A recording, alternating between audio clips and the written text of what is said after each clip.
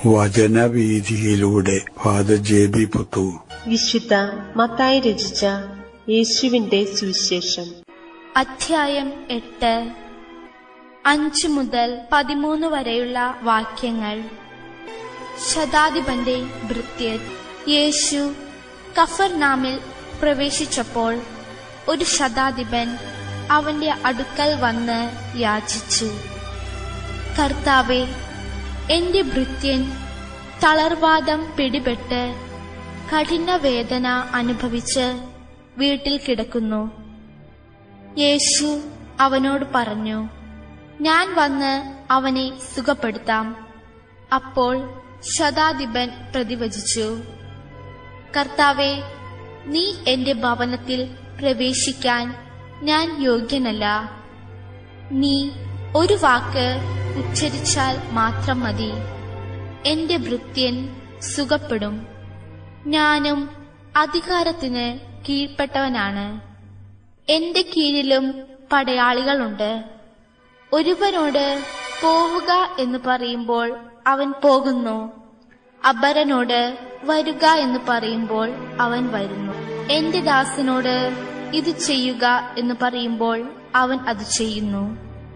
യേശു ഇത് കേട്ട് ആശ്ചര്യപ്പെട്ട് തന്നെ അനുഗമിച്ചിരുന്നവരോട് പറഞ്ഞു, സത്യമായി ഞാൻ നിങ്ങളോട് പറയുന്നു, ഇതുപോലുള്ള വിശ്വാസം ഇസ്രായേലിൽ ഒരുവനിൽ പോലും ഞാൻ കണ്ടിട്ടില്ല.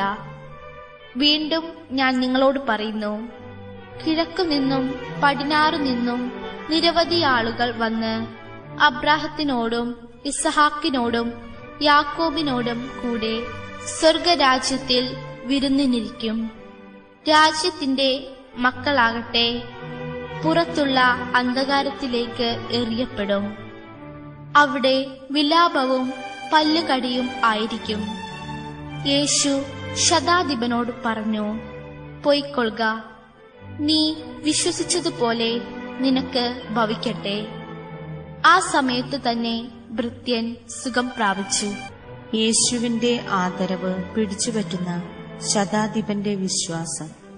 യേശു പതിവുള്ള സന്ദർശന പരിപാടികൾ പൂർത്തിയാക്കിക്കൊണ്ട് താൻ വസിച്ചിരുന്ന കഫർനാമിലെ വീട്ടിലേക്ക് തിരിച്ചു വന്നിരിക്കുകയാണ്. അങ്ങനെ വീട്ടിൽ വിശ്രമിക്കുന്ന അവസരത്തിൽ റോമൻ പടയാളികളുടെ ഒരു മേലുദ്യോഗസ്ഥൻ, ശതാധിപന്റെ സ്ഥാനം വഹിക്കുന്ന ഒരു മാന്യദേഹം യേശുവിനെ കാണുന്നതിനായി ആ ഭവനത്തിലേക്ക് കടന്നുവരുന്നു. അദ്ദേഹം തന്റെ ഭൃത്യന് വേണ്ടി ഒരു സഹായം അഭ്യർത്ഥിക്കുന്നതിന് വേണ്ടിയാണ് യേശുവിന്റെ അടുത്തേക്ക് വന്നിരിക്കുന്നത്. തനിക്ക് വ്യക്തിപരമായ രീതിയിലുള്ളൊരു കാര്യം നേടുക എന്നതിനേക്കാൾ തന്റെ ഭൃത്യനെ ബാധിച്ച അസുഖത്തിൽ നിന്ന് ഭൃത്യന് സുഖം കിട്ടാൻ വേണ്ടി മേലുദ്യോഗസ്ഥൻ ശുപാർശയ്ക്ക് വേണ്ടി വന്നിരിക്കുക. അത് തന്നെ അദ്ദേഹത്തിന്റെ നല്ല മനസ്സിന്റെ ഒരു പ്രകടനമായിട്ട് നമുക്ക് മനസ്സിലാക്കാം. ആ ശതാധിപൻ തലക്കനം ഒട്ടും കാണിക്കാതെ വളരെയേറെ വിനയഭാവത്തോടുകൂടെ യേശുവിനോട് വർത്തിക്കുന്ന രീതി കണ്ട് യേശുവിന് വളരെയധികം സന്തോഷം തോന്നി കാണണം. യേശു ശതാധിപന്റെ അപേക്ഷ സ്വീകരിച്ചുകൊണ്ട് സന്തോഷത്തോടു കൂടി തന്നെ ശതാധിപന്റെ വീട്ടിലേക്ക് പോകാൻ ഒരുങ്ങുകയാണ്, ശതാധിപന്റെ ഭൃത്യനെ സുഖമാക്കാൻ. ഈ അവസരത്തിലാണ് ശതാധിപന്റെ നല്ല മനസ്സിന്റെ പ്രകാശനം കൂടുതൽ തെളിവായിട്ട് നമുക്ക് കാണാൻ സാധിക്കുക.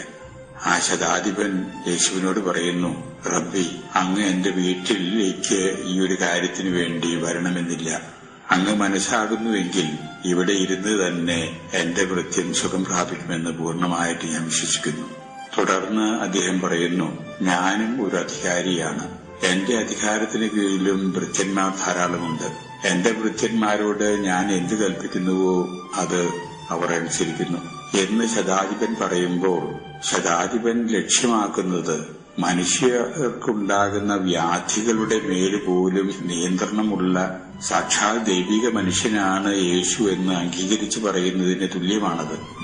ആ ശതാധിപന്റെ വാക്കുകൾ കേട്ടപ്പോൾ സുവിശേഷകനായ മത്തായി നമ്മോടായിട്ട് പറഞ്ഞു തരുന്നു, യേശു പോലും വിസ്മയിച്ചുപോയി അദ്ദേഹത്തിന്റെ ആഴത്തിലുള്ള വിശ്വാസവും തീക്ഷ്ണമായിട്ടുള്ള സഹോദര സ്നേഹവും കണ്ട്. യേശു തുടർന്ന് പറയുന്നു, സാക്ഷാൽ ദൈവത്താൽ തിരഞ്ഞെടുക്കപ്പെട്ടവരായിരിക്കുന്ന ഇസ്രായേൽ ജനത്തിൽ പോലും ഇത്ര ആഴത്തിലുള്ള വിശ്വാസം ഞാൻ കണ്ടിട്ടില്ല. തുടർന്ന് മത്തായി പഴയ നിയമത്തിൽ നിന്ന് ചില ഉദ്ധരണികളും നമ്മുടെ മനസ്സിലേക്ക് കൊണ്ടുവരികയാണ്. അങ്ങനെ ഉദ്ധരണികൾ അവസരോചിതമായിട്ട് മത്തായി കൊണ്ടുവരുമ്പോൾ എപ്പോഴും മത്തായിയുടെ ഉള്ളിലുള്ള ചിന്ത ഈ ഉദ്ധരണികളുടെ പൂർത്തീകരണമാണ് യേശു. അങ്ങനെ പഴയ നിയമത്തിൽ വാഗ്ദാനം ചെയ്യപ്പെട്ട രക്ഷകൻ യേശു തന്നെയാണ് എന്ന് സാധാരണ ജനങ്ങളെ ബോധ്യപ്പെടുത്തുന്നതിന് വേണ്ടിയാണ് ഇടയ്ക്കിടയ്ക്ക് പഴയ നിയമത്തിൽ നിന്നുള്ള ഉദ്ധരണികൾ മത്തായി സുവിശേഷത്തിലൂടെ അവതരിപ്പിക്കുന്നത് എന്ന് നാം ഓർക്കണം. ശതാധിപന്റെ ആഴത്തിലുള്ള വിശ്വാസവും തനിമയാർന്ന പ്രവർത്തന ശൈലിയും കണ്ട് യേശു ഉദീരണം ചെയ്യുന്നു. താങ്കൾ ആഗ്രഹിക്കുന്നത് പോലെ സംഭവിക്കട്ടെ. സുവിശേഷകൻ നമ്മോട് പറയുന്നു, തൽക്ഷണം തന്നെ ശതാധിപന്റെ സേവകൻ സൗഖ്യമുള്ളവനായി തീർന്നുവെന്ന്. യേശുവിനെ മറ്റുള്ളവരുടെ മുമ്പിൽ അവതരിപ്പിക്കുന്ന ആ പ്രത്യേക ചാതുര്യമാണ് മത്തായിയുടെ വാക്കുകളിൽ കൂടെ നാം സ്വാംശീകരിച്ചെടുക്കേണ്ടത്.